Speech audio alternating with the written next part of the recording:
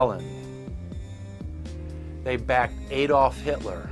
They backed Franklin Delano Roosevelt. And they are backing right now Barack Obama. The banking cartel had established a beachhead in 1913 through the Federal Reserve Act. In 1947, they set up a parallel shadow government through the National Security Act.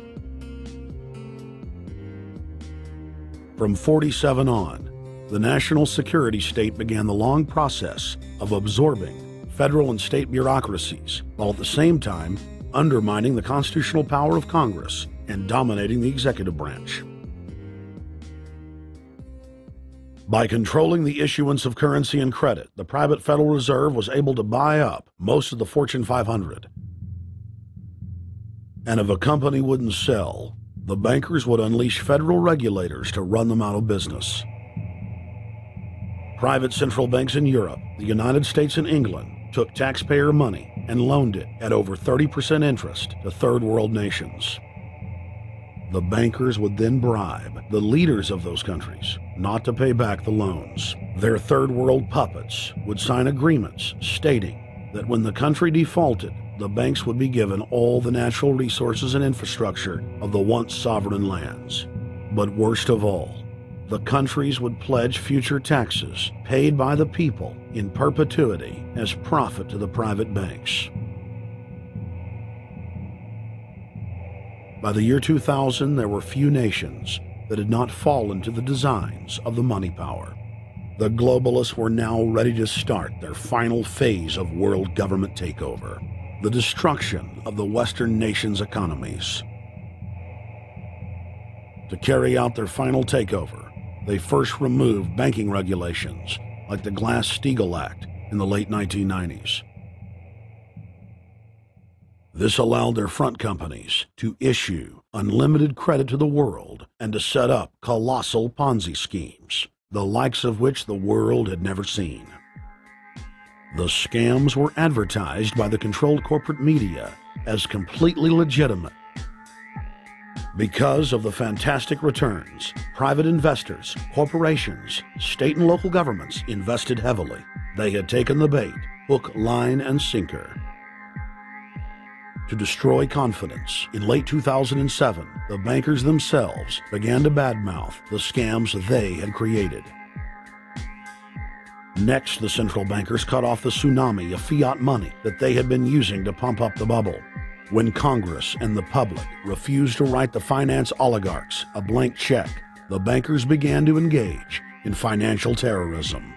They said that the world would go into another Great Depression unless their demands were met, further destroying confidence. The stock market instantly had its biggest one-day loss in history, but even that wasn't enough to force Congress to capitulate to the offshore banks. Senator Inhofe of Oklahoma and Congressman Brad Sherman of California, amongst others, told the world that the entire Congress had been threatened with martial law by the White House and the Treasury Department if they didn't pass the so-called banker bailout bill. The only way they can pass this bill is by creating and sustaining a panic atmosphere. That atmosphere is not justified.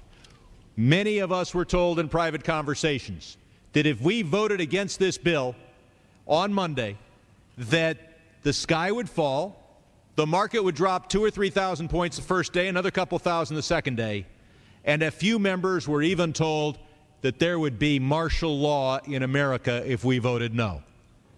That's what I call fear-mongering. Unjustified.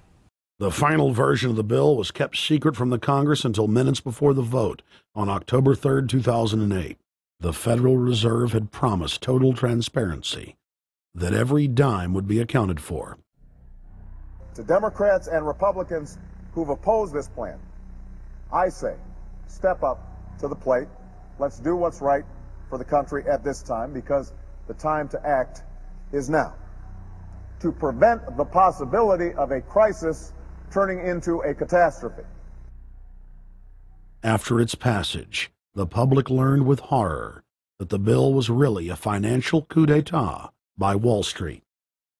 The bill didn't just give $700 billion to the banks. It was a blank check. And as of February 2009, $9.7 trillion has disappeared into a black hole. Within 24 hours of its passage, Secretary of Treasury Henry Paulson said they were no longer going to use the money to unfreeze the mortgage market by buying bad debt. We went to Congress. Illiquid assets look like the way to go. As the situation worsened, the facts change. I will never apologize for changing an approach or strategy when the facts change.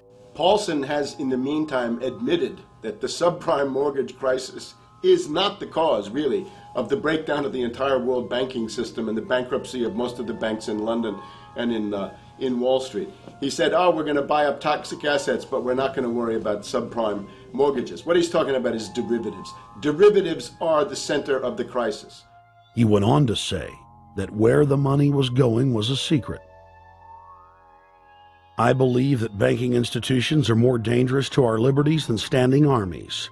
If the American people ever allow private banks to control the issuance of their currency, first by inflation, then by deflation, the banks and corporations that will grow up around the banks will deprive the people of all property until their children wake up homeless on the continent their fathers conquered. The issuing power should be taken from the banks and restored to the people, to whom it properly belongs. Thomas Jefferson, 3rd President of the United States. Secretary Paulson came in with the Vice President and Fed Chairman Bernanke and made all these assurances that there was absolutely a critical, immediate need to get rid of the corrosive derivative products, all the different names for this, ubiquitous, sub-S retraded credit default swap, blah, blah, blah, blah. Okay? But they talked about them as though they knew what the hell they were. You got the money and you immediately said, what items, what auction? Now, the Treasury just basically cut that out of the bill. And what we have here is a situation where banks are hoarding the money that they're getting from the TARP. They're using the money to purchase other banks. And all of a sudden, the Treasury sent a signal to the banks, forget about it. We're going to give you the money that you want, and you do what you want with it. Unless you direct it specifically, it's not going to happen. I don't think anyone questions, Mr. Kashkari, that you're working hard. Our question is who you're working for. Throughout its passage, President Bush and Senator Obama worked in tandem to get Congress to pass the bill, without even having time to read it, despite the fact that in major polls, 98% of the American people were against the bill. The leadership in both parties were for it. And I really want to commend Barack Obama, because as we were involved in the this and that and different provisions of the bill to persuade people, he really gave them confidence that this was the right decision for the American people, even though it wasn't, in our view, a great bill for them to vote on. I want to take a particular moment to also thank an individual who's not here, and that is Barack Obama, who made numerous calls not only to all of us, but to members of our caucus, and helped us gather the votes on the Democratic side to pass this legislation. Bankheads then bragged to the press that they were hoarding the bailout money and using it to buy up smaller, healthy banks and insurance companies. Their plan was working like a charm. Next, the central bankers loaned the federal government back $787 billion of our own money at interest for President Obama's so-called stimulus package. And just like the banker bailout, Congress was given less than an hour to read the 1,070-page-plus stimulus bill. Barack Obama, who had pledged on the campaign trail to wait 5 days before a bill could be voted on so that the Congress and the people could have a chance to read it, said that the stimulus was too important and it had to be passed before anybody could see it or read it, or the crisis would turn into a catastrophe. Doing little or nothing at all will result in even greater deficit